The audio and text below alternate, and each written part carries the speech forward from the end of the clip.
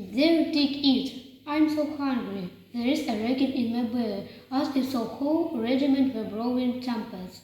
We'll never reach home. I'd like to know what we are going to do. 2 months already since we left St. Peter. He is gone through all his cash, the precious bag. So now he sticks here with his tail between his legs and takes it easy.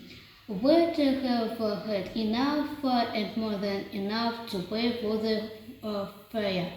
But now he exhibits himself in every town. Oh, simple, get me the best room to be had and order the best dinner they serve. I can't stand bad food.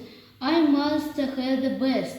I would be all right for somebody, but for a common copy clerk goes and gets acquainted with the other travelers, plays cards, and plays himself out of his last penny. Oh, I'm sick of his life.